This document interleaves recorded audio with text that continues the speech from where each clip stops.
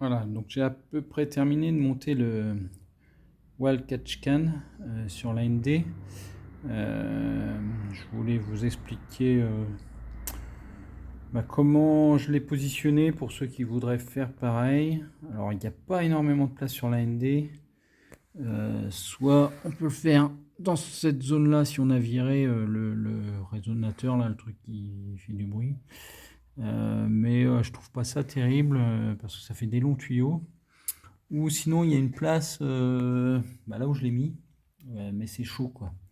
Donc j'ai rien resserré, c'est pour vous montrer. Donc la fameuse barre d'origine voilà, qui est en plusieurs parties. Voilà, et l'autre partie que j'enlève aussi. Et donc voici le wall catch can. Donc moi j'ai fait une pâte en inox en fait assez épaisse. Hein. C'est voilà, ça bouge, c'est rigide quand même. On voit qu'on je suis à ras le vase d'expansion et en dessous, si vous voyez, je suis à ras la pâte ici qui sert à la durite d'embrayage en fait.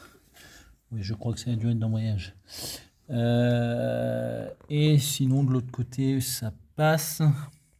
Voilà, les flexibles, alors la grosse difficulté, hein, c'est d'aller brancher ces deux flexibles derrière. J'essaierai de mettre des photos sur le forum que j'ai prises avec un petit endoscope, mais voilà, c'est vraiment la difficulté. Sinon, pour les flexibles, côté celui qui vient sur la vanne PCV, il faut du diamètre intérieur 8, sinon du 10 c'est trop grand. Malheureusement, j'ai pas trouvé de 9, je sais pas si ça existe, mais ça aurait été bien. Donc ça a été dur à mettre en place. Et l'autre qui va sur le tuyau d'admission, lui c'est du 10 intérieur. Et lui c'est plutôt pas mal. Voilà, donc mon petit mon petit récipient là, il a une petite jauge. Donc quand il y aura de l'huile, sans tout démonter, ça me permettra de voir où j'en suis. Ensuite, il y en a qui disent c'est compliqué à démonter après. Alors voilà, là j'ai à peine serré. Je mettrai aussi un contre-écrou. Mais en fait, il n'y aura que le contre-écrou plus cette vis. Alors je vous montre. Hein. Je vous montre que ce sera pas chiant quoi.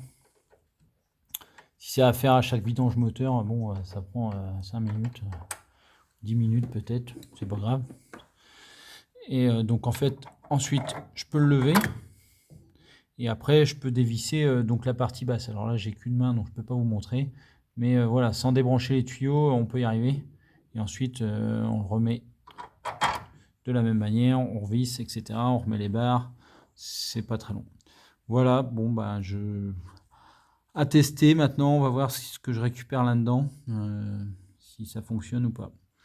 Allez, à plus.